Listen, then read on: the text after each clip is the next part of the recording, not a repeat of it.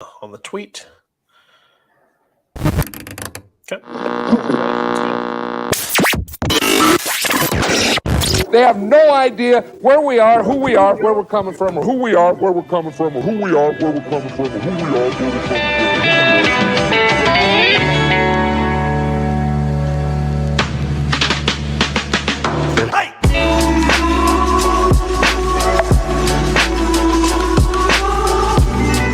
And this is the best of the best. Wow. That is football.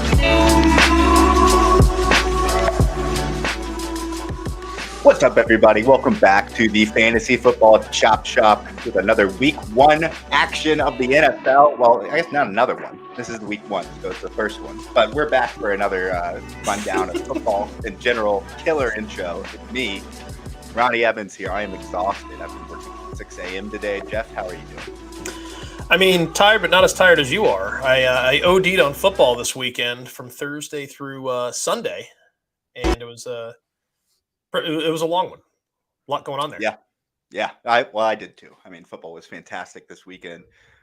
Just got back home. Just got everything set up. Life is good. I'm moving my mic around to make sure it's working. Can you hear me okay? Yeah, I got you. Here. Mic check. There we go. We looking good? Feeling good? Looking good. Feeling good. All right. So this weekend was nuts. Lots of insane, just crazy games, capped off by what I would call the most classic Pete Carroll, Russell Wilson experience I've ever seen on Monday Night Football. Let's put that in the ugly category. Can we do that when we do good, bad, ugly? Yeah, we'll put it in the ugly category for sure. But we're going to run through some waivers. We'll also run through some injuries, just kind of typical fantasy football chatter, but some takeaways from the games this week. And it was a good week. It was an interesting week. A lot of fantasy analysts, including us, missed on quite a few things. Not as predictable as we would have liked. But let's go ahead and dive into just first biggest takeaways. Like one storyline that's huge to you, Jeff. Pick one. 49ers run game. It's Eli Mitchell is now out for 2 months. Jeff Wilson is the guy everyone's running to the waiver wire to go snatch up. And I have this sneaking suspicion that what we're going to find is Ty Davis-Price is going to be not a healthy scratch this week. He's going to play. And it's going to be this weird mix between him, Lance on designed runs, Jeff Wilson, and then they've got a couple of other guys on the roster there that'll probably get some touches and carries, and it's going to be a disaster. Yeah, I could see that happening. I mean, Jeff Wilson's the hot ad right now. Of course, he's done it before with them, but it's really unfortunate to see that with Elijah Mitchell. That was a huge bummer. I didn't actually see the injury, but that entire game was so nuts, just like the sloppiest thing I've ever seen in my life. I think we should all be happy there wasn't more injuries in that game because I know, how sloppy that field was. Jinxed us all last week. You just talked on and on and on about how we didn't have any injuries in the offseason. We only got a few this week. It still wasn't that bad. I mean, still nothing like super crazy major high profile besides Dak, I would say. And then TJ Watt, but that's the defense. For me, my biggest takeaway was Saquon Barkley. You know that I am a massive Saquon Barkley fan, Jeff. And for those of you watching, if you weren't familiar, love him. Love him almost as much as I love Sky Moore, who, when they have 6 passing snaps, it was not what I wanted to see there. But Saquon, on the other hand, looked like his old self, and he was utilized the right way for the first time in 3 years. It was pretty cool. But I love that. With 160 rushing yards, I think he had another 40 or so passing receiving yards. Just an absolute monster performance with a couple huge runs. And did you see that he hit, I think it was 21.7 miles an hour, which was the fastest he has run on the field since his rookie year. It's exciting. Love to see Saquon's back. It killed me that he got caught from behind on that long run he had. But, hey, I'm glad to see the explosiveness, the burst. Like, he looks really good again. He had a short touchdown run where he had a great cut on a guy. And I was just like, ooh, Saquon might be back. Like, this is legit. So he looked I love good. it. Well, all the stories in camp seems like they were pretty accurate about him, but it's always a wait and see thing. And he didn't look that amazing in the preseason games we played. And I wondered, we talked about this a little bit, I think maybe on the show, or it might have been over the phone, but I was like, is he trying his hardest? Because he didn't look fast in preseason at all. And kind of loafing it a little bit. Sure enough, he wasn't. So we got a number of comments in here. What's going on? Yeah, we got a few questions. Let's hit these questions. Yeah. Dr. 23 was actually up first. He's thinking about buying low on Javonte, even though he had a great game. Thoughts on Lenny for Javonte? I'll take Javonte all day. Redraft, Dynasty, I do not care. I love Javonte. The fact that he had 11 catches this week is absolutely bananas. That's not something we really expected in his profile this year. This seemed like a 4 to 5 catch kind of guy per week. But if you're going to give me 11 catches on a week where you're not rushing for 100 yards, that makes his floor really high. And that puts Javonte as a guy that could be a top 6 running back when the season's wrapped. Yeah, I mean, it was the amount of I need to go back and watch that game again just to look at how Seattle was playing their defense, but soft playing on the outside. Yeah, but it was just like dump off city, like for most of the game, or quick short inside passes to Javonte or these random tight ends, and then Albert O here got in there a few times, and like it was an interesting game. But I love that. I would trade Javonte. I would trade Lenny for Javonte for sure. And Lenny looked good. Like, I don't want to get it twisted here. Like, Lenny looked really good, but his running style and with how violent he runs, he lends himself to kind of getting banged up a little bit. And when everyone gets healthy in the passing game, do we trust Lenny to be the guy? You know, when Godwin's back up to full speed, he got nicked up again. Looks like it's a quad, or a hamstring rather. You got Mike Evans, doing his thing, but he's not getting any younger. You got Julio's a million years old. There's a lot of guys that early on might get a lot of love here. Lenny's going to be fine. Probably going to be a little touchdown dependent. If you're telling me I can get Javonte straight up, taking Javonte, I want the receiving work, I want the rushing work, and it's probably going to be a pretty high touchdown floor, despite what we saw against Seattle. Yeah.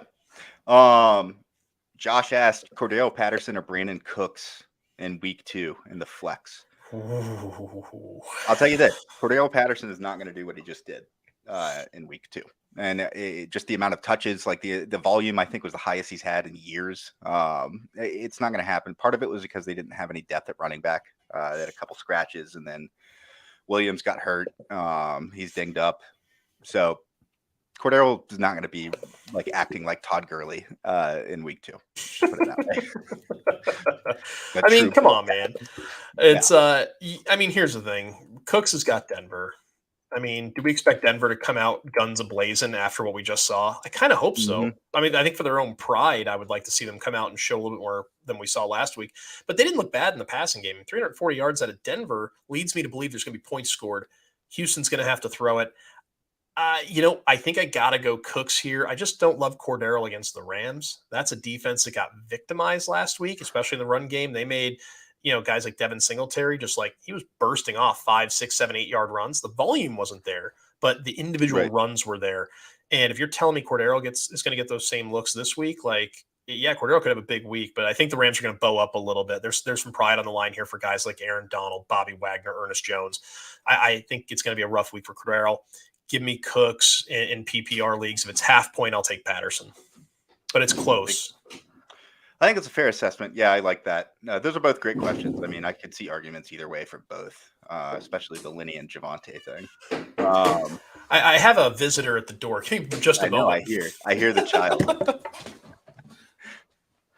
Well, while Jeff does that, I am going to pull up a couple things on my computer and readjust my mic, like I mentioned. Okay, well, Daddy's on a show. Okay, so you gotta.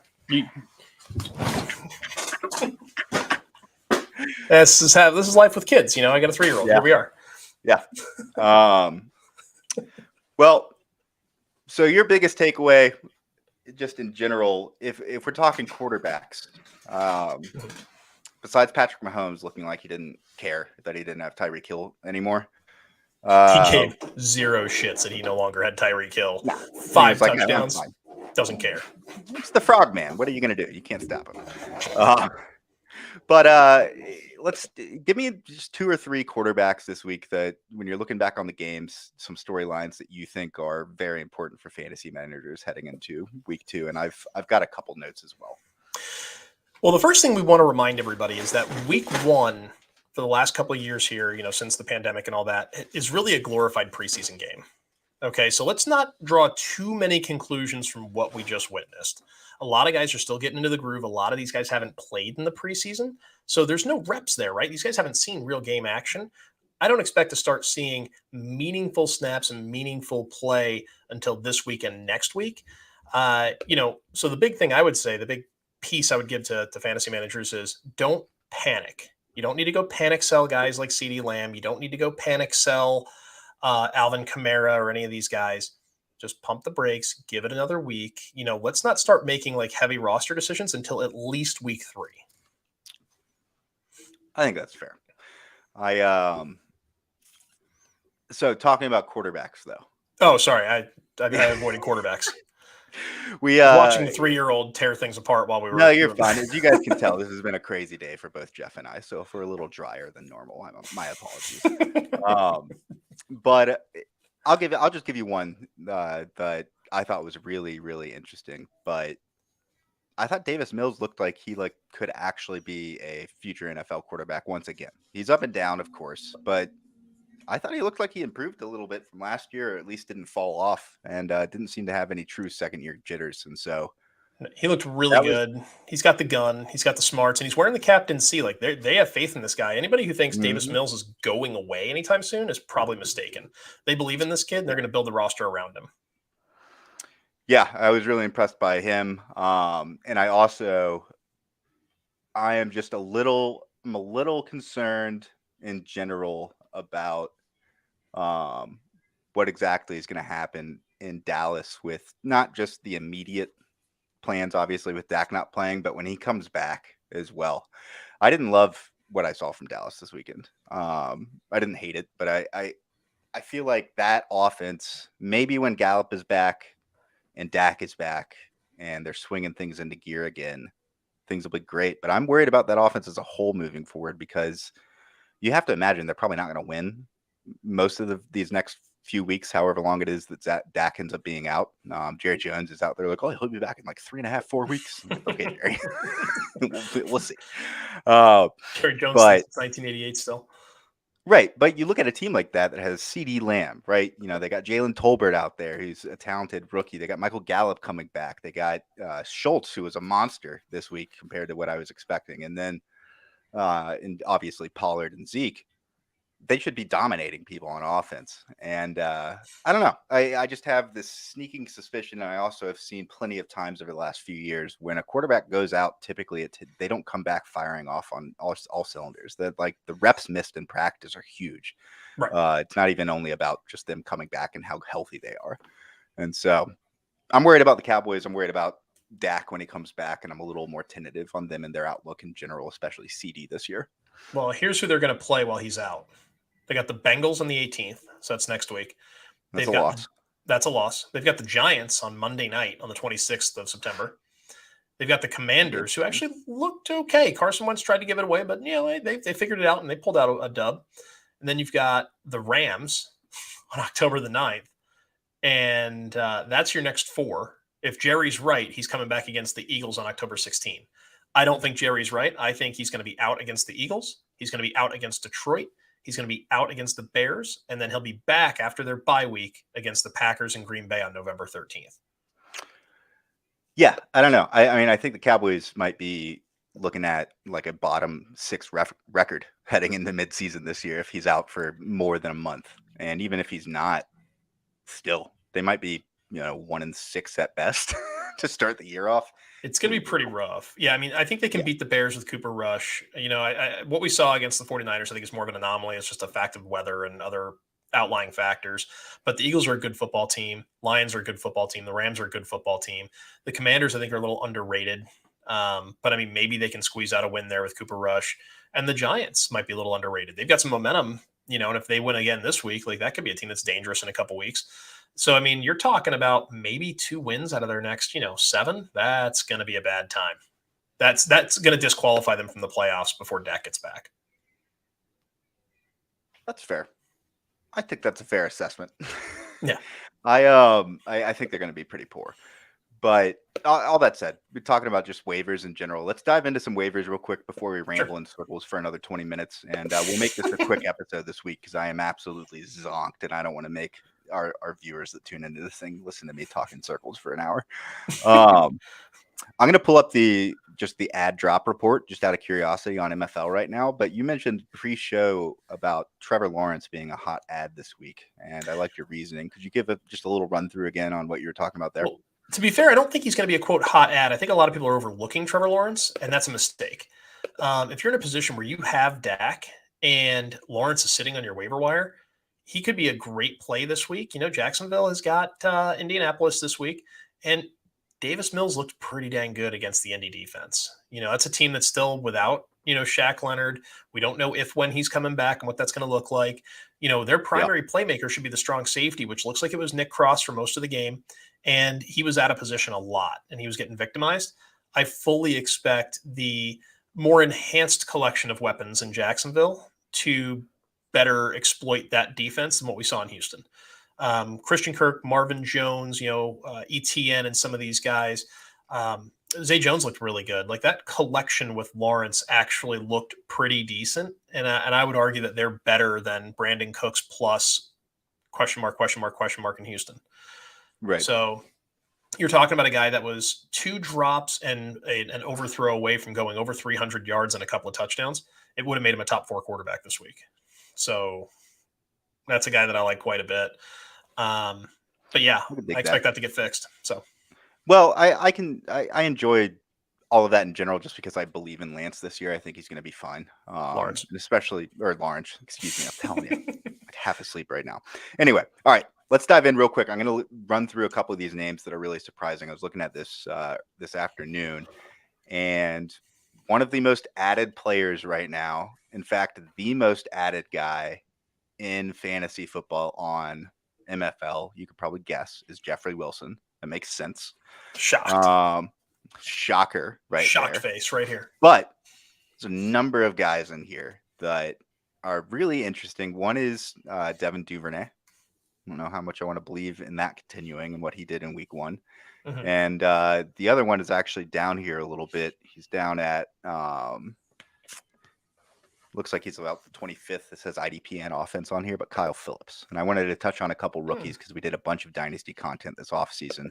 Sure. But we didn't talk a lot about Duvernay. And we mentioned Kyle Phillips a few times for sure, but we weren't as high on him as a lot of the more major pods are, especially guys like JJ Zachariason and people like that. Yeah. I love Kyle Phillips. I do think he's good. I think he's talented. I don't love him as much as Sky Moore or anything like that, but he did lead all rookies in target share this week. Who else are they throwing to down there? It's just him and Robert Woods and Treylon Burks, or not, apparently. Yeah, they targeted Burks a few times. It seems like Bobby Trees is just an afterthought in that offense. Now, that could, again, be week 1 jitters. It could be a situation where, again, maybe Tannehill just doesn't have it together yet.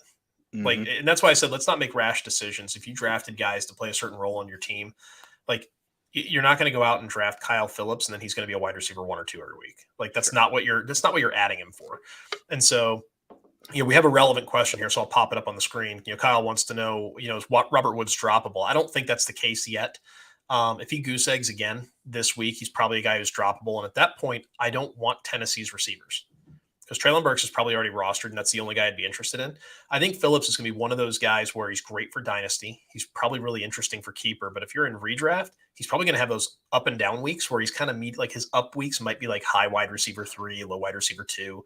Right. But, maybe he'll spike 1 week. But let's be honest about the talent here.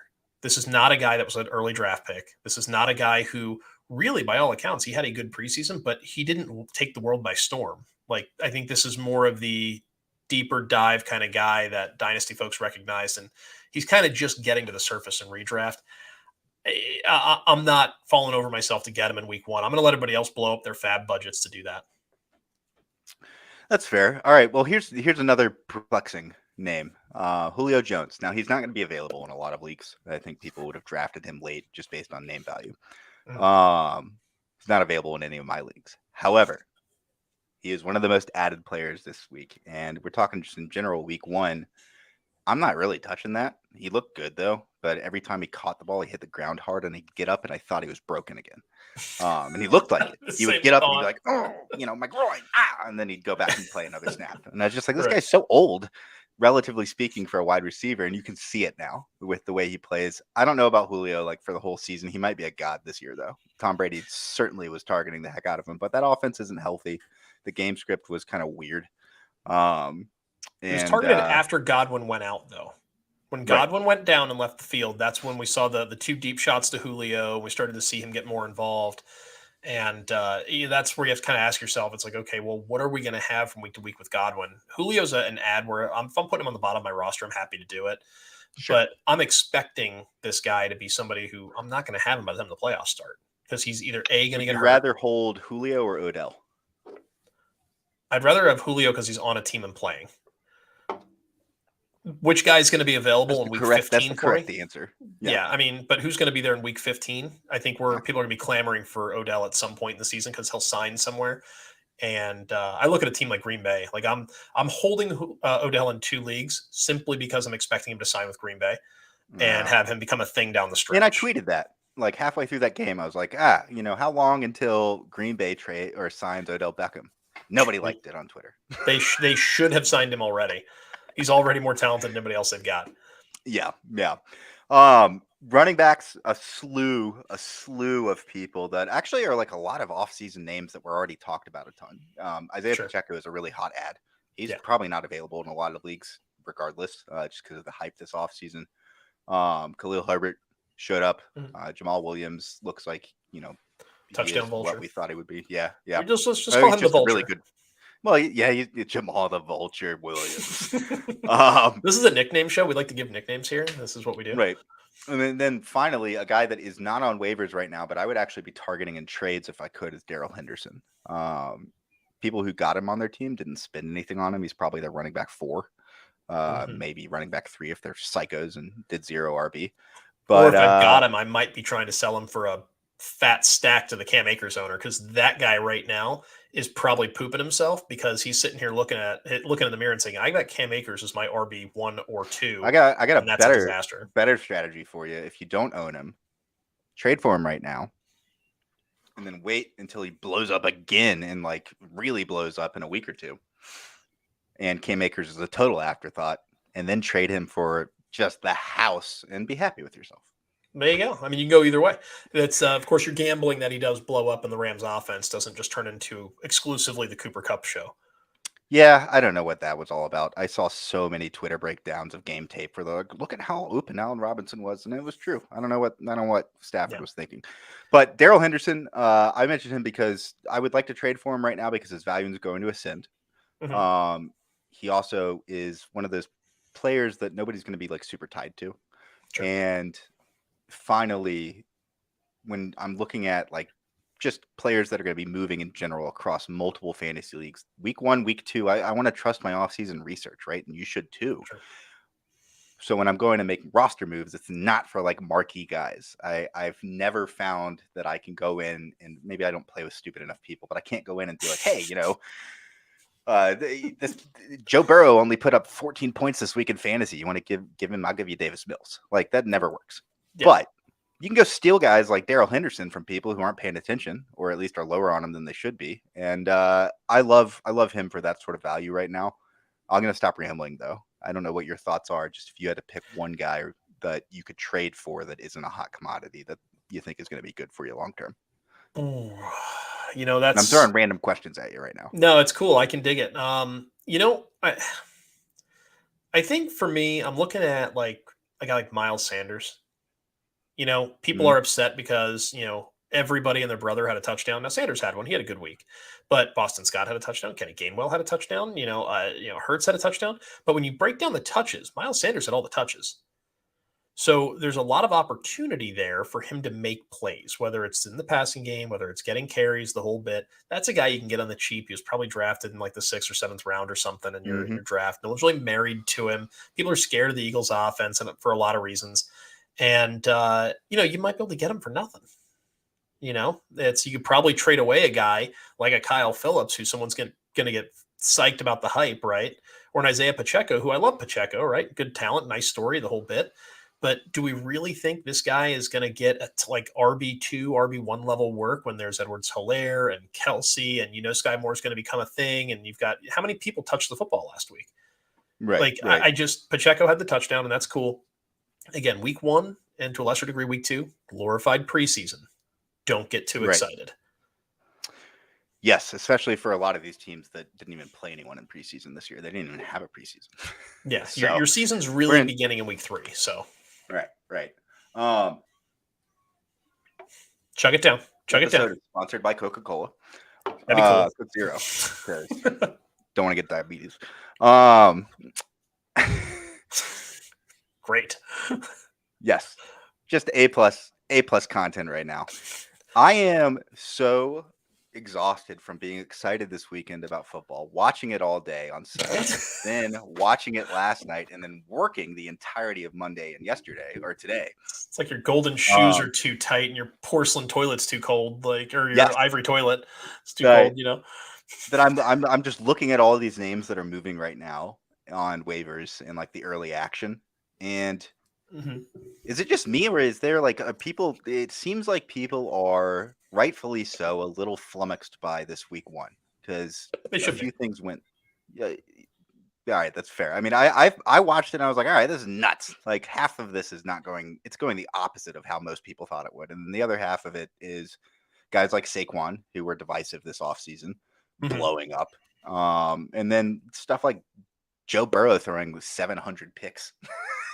The most efficient quarterback in the NFL, not named Tom Brady, or Aaron Rodgers, excuse me. The whole thing was nuts. This weekend was crazy, but listen to some of these names.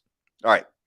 So Michael Carter is the 22nd most moved player right now. I like Michael Carter.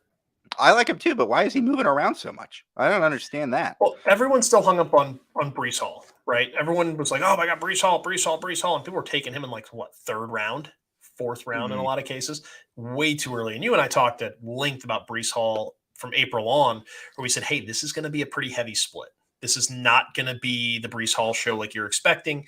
Feel free to go back and check out our draft coverage on our April episodes if you need validation on that. Right. Michael Carter caught a bunch of passes, and I think it threw a lot of people for a loop because he didn't really catch a ton of passes last year. He caught 0 passes on third down last year, which if I checked my notes, that's the same number you and I both caught. So, yeah, 0. We caught 0 passes on I had both 0 on third down. So -1. Good grief. Fact is, Carter's getting touches. He's not going anywhere, right? People are moving him around because they think they're selling high. This is not going to be high. You're selling him at value right now because this is what we're going to see all year. It's going to be a bunch of touches. He's going to get some mediocre level performance. Breece Hall is going to get involved, and he's going to do kind of the same thing. And once this offense gets their pieces together, and you're going to see Hall putting up some numbers and Carter putting up some numbers, it's going to get really, really annoying trying to figure out which guy is the guy to start and guy to own. The only player from the Jets offense you should be worried about having on your roster this year is Elijah Moore. And I know he didn't do anything this past week, but he's going to be the guy. He's the most talented Garrett Wilson receiver had that one sick juke move. That was cool. What's that? Garrett Wilson had that sick juke move. He did. And I like Garrett Wilson. He was you're talking about a guy that was our number 2 receiver, I think, pre-draft. Pre-draft, yeah. Yeah, so and that was not hot either. It was kind of a consensus top 2 or 3 guy. Yeah, he's fantastic. He's a great prospect, but Elijah Moore's different. He's a guy that works perimeter, he works inside. He's great after the catch. He does a lot of things, and he's the kind of guy where he fits that same profile as a young Antonio Brown. He's going to get those touches, and they're going to funnel it to him eventually. So I'm staying away from the Jet running backs. I'm getting in on Elijah Moore, and if I've got a Jet running back and somebody wants to make a trade with me, I'm happy to move him. I actually recently just traded Michael Carter right before week 1 for Sky Moore straight up. Now, the story here was that I was expecting a late season pop from Sky Moore, and I had Kareem Hunt and Cordero Patterson as my running backs 3 and 4 already. I didn't really need Carter. I needed some depth at wide receiver. So if you're in that similar position, feel free to make that move and sleep like a baby. Yeah, I mean, and here's the thing with Sky Moore, he might not do anything for your fantasy team for a month.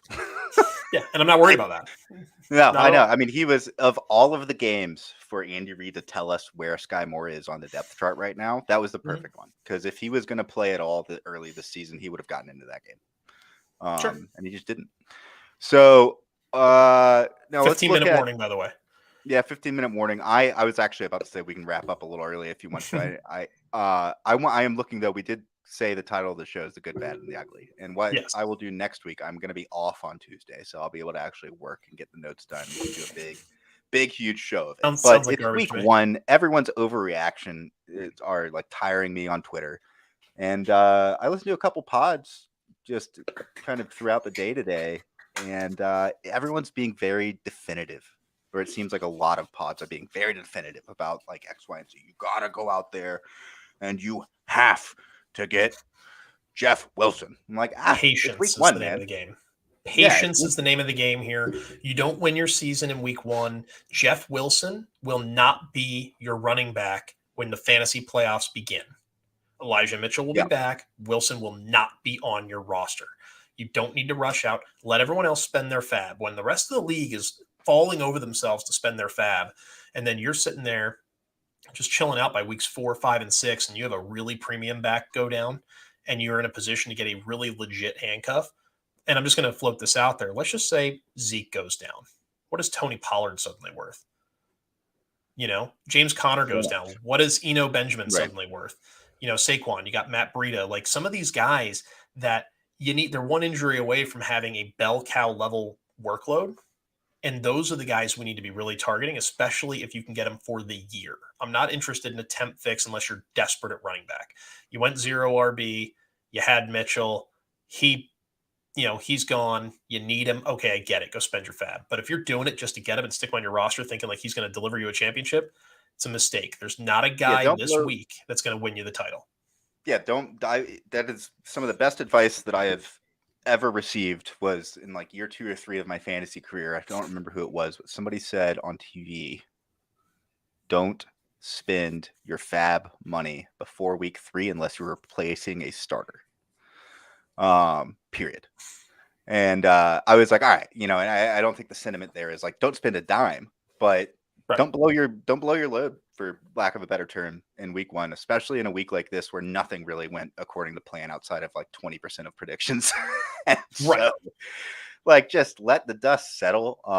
And you might miss out. Maybe someone like Jordan Mason, that free agent running back that San Francisco picked up, ends up being like an absolute stud this year. Who knows? Guy, here's you ready for Jordan Mason's stat line with Eli Mitchell off the field? He has 1 special teams tackle. Beast. That's all he did.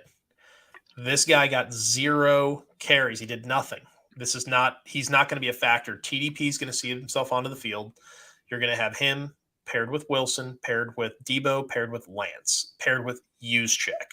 Don't be shocked to see Juszczyk in single back sets by himself as the running back. The 49ers are going to make this difficult for everybody. That's why I'm saying Jeff Wilson's not the answer. Kyle Phillips, hey, if you need some depth, he's a nice add. Offensively, I don't see a ton of players here that I'm really going to go run down in week 1 and say, man, this is how I want to spend my fab. I'd much rather let the first run of waivers clear, let everyone blow out their money, and then throw in a $1 bid on somebody who's left behind. Pick up the leftovers. Yeah, exactly. Because you're probably going to find more value there. A guy like Gerald Everett, that's a guy that could slip through the cracks if you need some tight end depth. Donald Parham's out this week too. Yeah, no Parham. You got Everett. And by the way, Keenan Allen isn't going to play Thursday. Just spoiler alert. I have a sneaking suspicion he's not going to play.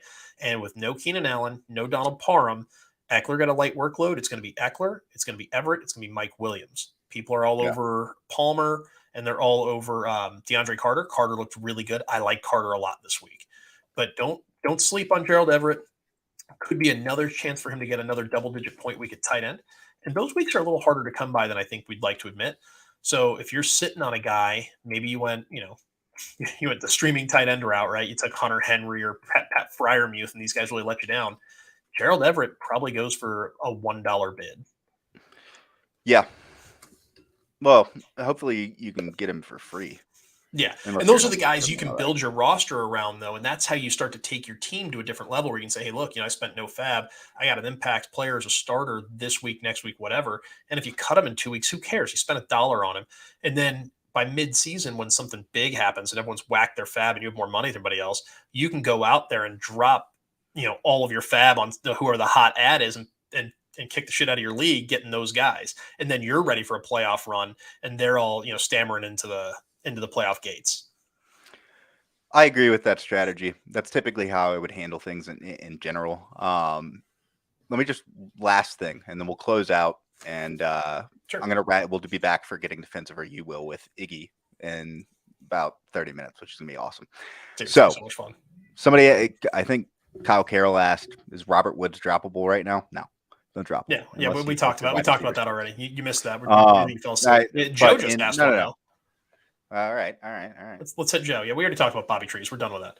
Joe, he says, I have a couple of RB desperate teams in my league. Got Wilson for a fab steal over both of them. What would I need to package him with to get a guy like Christian Kirk? Well, if they're desperate, you might not have to package him with anything. I don't know. Kirk looked decent. He did. I like Kirk, but I think anybody who watched that game with any kind of closeness recognizes the fact that Zay Jones got an uncomfortable number of targets. As somebody who has Kirk in a bunch of spots, I was really concerned about the number of times I saw Zay Jones getting targeted. For those of you that are unaware, in this room right over there, I actually have 3 TVs that I watch 3 games at a time on like a psychopath every Sunday. Yes. And so I'm watching them all simultaneously. Look, I think you need to float the offer out to one of them, and I would actually just play one against the other. I'd send them both, say, hey, RB team 1, I've got Jeff Wilson. I know you could probably use him. I need some wide receiver help. I'm looking at this guy. What do I have to add to Jeff Wilson to get X player? And then do the same thing to the guy who's got Kirk and see which offer you like better. And then just you pick the offers at that point. Let those guys kind of come to you a little bit. And I know everyone's like, oh, make it offer. If they are making you just make a blanket offer, it's because they have no idea the valuation. Yeah. At that point, I would just say, take your offer, and they're going to go hit up someone, or they're going to go look at a ranking sheet and reject. Exactly, and that's always garbage. So I would tell him to, hey, I'll give you Wilson for Kirk, and he says, oh, that's not enough. Okay, cool. What do you want me to add to it? And then when he says something outlandish, you tell him to kick rocks. Let's see. Joe's following that up with he has Dotson, Hardman, Lazard. Ooh, Lazard's hurt. Melvin on the bench along with D-Hop and Godwin. Ooh, man, yeah, you need some receiver help right now. D-Hop being suspended, Godwin's nicked up, Lazard's nicked up, Hardman's hard to count on. Go see if Donovan Peoples-Jones is still available. Yeah, I think that's a great one. And this week, the Jets allowed a ton of points over the middle to Devin Duvernay. They really were able to shut down the perimeter, and I expect DPJ to be that guy operating in the middle of the field this week against the Jets there. So that could be a really great fit. I'm trying to look through and see who else. Yeah, I think that's good analysis. All right, last thing real quick. So the reason I brought up Thanks, Joe. Thanks, Joe. He asked if he was droppable. I would say no right now. Don't drop him. But don't drop him. Here are some players, the most dropped players right now on my fantasy league. Some of these are nuts to me. Elijah Mitchell, that makes sense. Dak, I would put him on the IR, but I guess that makes sense. All right. So Devontae Parker is the 7th most dropped player. I'm kind of like, I would hold on to him just because if he's a backup roster guy, but whatever. Do you expect Devontae Parker to do anything in the Patriots offense when you've got Jacoby Myers, Kendrick Bourne to be alive, Hunter Henry, Jonnu Smith, and then both running backs in a lower passing volume? I don't know. Kendrick Bourne's the 24th most dropped guy right now. I don't know. It's because he only got like 4 snaps, and on those he got 2 catches. Threw the ball to Jacoby Myers a million times. So here's another guy. Kadarius Toney dropped. I know he got like 7 snaps. That's premature. He's still trying to absorb the playbook. We talked at length in the offseason about my thoughts on Kadarius Toney. It's not so much anything about the talent. The guy's kind of a bonehead. So I'm bringing these guys up because you should go look for them and see if they're on your league after waivers. 100%. Yeah. And I would Kadarius Toney's and I keep going. Sorry. So if you're telling me I'm basically trading Robert Woods for Kadarius Toney, I would do that. So that's you're dropping Robert Woods for Kadarius Toney. Yeah, if a player like that's on your waiver wire, then go get him. But the odds of those guys sitting on the waivers, unless you're in some of these goofy MFL leagues that people are dropping good young talent, that's just people knee-jerk reaction. It's too quick. Yeah, I can understand it though. Like Toney didn't do anything. People don't do their homework. The one that's really shocking to me though is Michael Gallup, and he's a guy that if you drafted him, you should have been like planning to have him on your bench anyway. So for him to be the 12th most dropped player right now is weird, very weird to me. And I know that Dak's out for like 4 to 6 weeks or whatever, but I'd go snag Gallup and throw him on the bench if I could. And I know I just poo-pooed all over the Cowboys, but that doesn't mean that Gallup can't be a serviceable 3-4 here at the end of the season.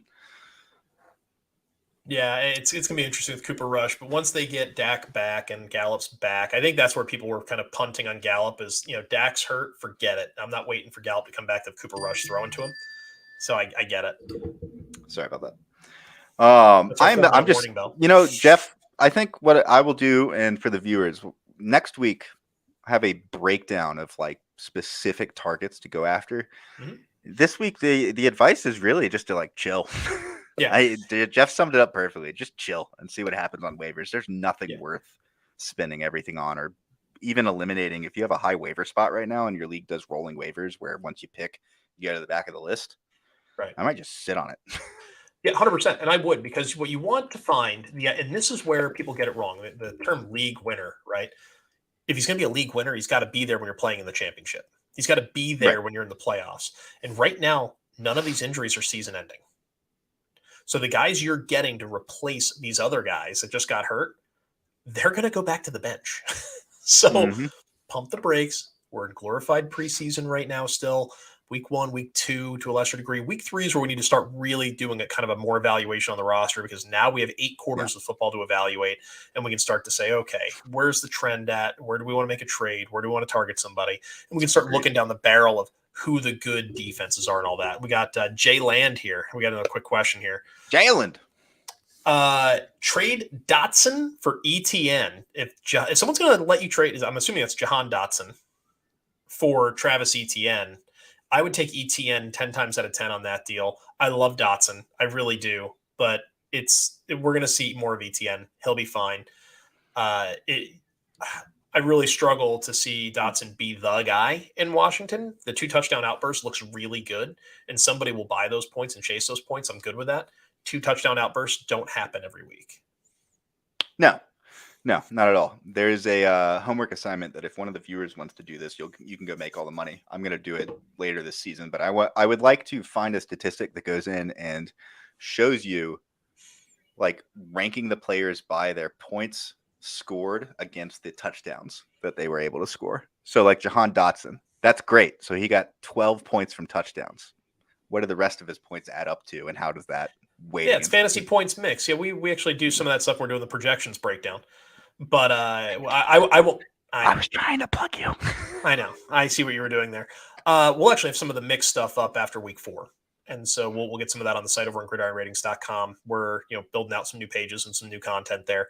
But yeah, I mean, the mix is important. If a guy's scoring a ton of touchdowns and he's not doing shit else, the only trouble with that is that touchdowns are fluky and you can't count on them. You need guys that are going to be able to get touchdowns to spike you. So he says, sweetie, got a good deal. Hey, good job. That's a great deal. Well done. Thanks. Well, after you subscribe, tune in next week, because typically our shows are a little more organized and better than this. Like I said, long day today, but I think everyone is exhausted right now. We all it was like we were waiting for 6 months, and then football happened. And now I'm ready for a nap. Well, why don't we take it out on that? I think that makes sense. Why don't we go out, you go get a nap. I'm going to get ready for getting defensive. So if you're watching and you're hanging out, stick around the Gridiron Ratings YouTube channel. We're getting ready to launch the IDP show. If you're into that kind of thing, I'm going to have IDP Iggy on from Fantasy King. It's a big UK fantasy football network. We're going to talk waiver wire stuff for IDP and some really shitty defenses we saw this weekend. There was some bad defense out there. Oh, my goodness. All right. Well, if you guys don't talk about my take on Sebastian Joseph Day last week, I'm going to be really upset. All right. I'll make sure I roast you. Egg on my face for that one. I'll roast you. All right. Well, that's going to be it for me. I don't have anything else to add other than Nathaniel Hackett. Grow up, man. Learn how to coach. That's it. Jeff, anything from you? That's it, man. Good night, guys. And we will see you next week. Sit tight on waivers. Good luck in week 2. We'll see you next week. Yeah. Later, guys. You hit the button.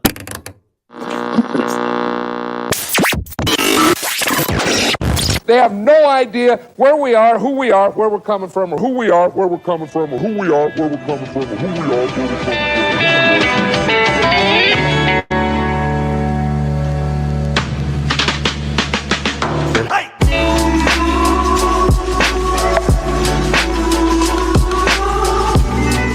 And this is the best of the best. Wow. That is football.